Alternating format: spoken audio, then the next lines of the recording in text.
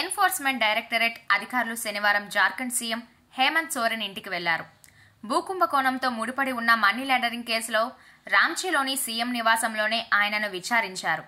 ఈ నెల 16వ తేదీ నుంచి 20 మధ్య ఈ అంశంపై విచారణకు అందుబాటులో ఉండాలని మొదట ఈడీ సీఎంను కోరింది. అయితే 20న తన నివాసంలోనే స్టేట్మెంట్ రికార్డ్ చేయాలని సోరెన్ ఈడీకి తెలిపారు. ఈ క్రమంలోనే శనివారం మధ్యాహ్నం 1 గంట సమయంలో సీఎం ఇంటికి వెళ్లిన ఈడీ అధికారులు ఆయనను దాదాపు 7 గంటలకు పైగా విచారించారు. ఈ సమయంలో విచారణను నిరాకరిస్తూ జార్ఖండ్ ముక్తి మోర్చా జేఎంఎం పార్టీ నేతలు, గిరిజన నాయకులు సీఎం ఇంటి ముందు ఆందోళన చేపట్టారు. రాజ్భవన్ వైపుగా ర్యాలీ నిర్వహించగా ఉద్రిక్త పరిస్థితి నెలకొంది. దీంతో శాంతి భద్రతలను కాపాడేందుకు సీఎం సోరెన్ నివాసం చుట్టూ 1000 మందికి పైగా భద్రతా సిబ్బందిని మోహరించారు.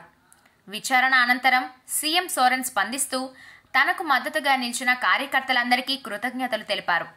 నాపై కుట్ర జరుగుతోంది, కానీ ఆ కుట్రదారుల శవపేటికకు ఆఖరి మేకు మనమే కొడతాము. మనం దేనికి భయపడం. మీ నాయకుడు బుల్లెట్లనైనా సరే ధైర్యంగా ఎదుర్కొంటాడు. మీరంతా ధైర్యంగా ఉండండి అంటూ తన ఇంటి బయట ఉన్న కార్యకర్తలను ఉద్దేశించి మాట్లాడారు. కాగా రాష్ట్ర రాజధాని రాంచీలో అక్రమ మైనింగ్, భూకుంభకోణం కేసులను ఈడీ విచారిస్తోంది.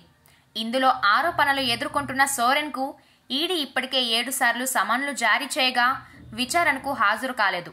చివరగా 8వ సారి తన నివాసంలోనే విచారణకు అంగీకరించారు.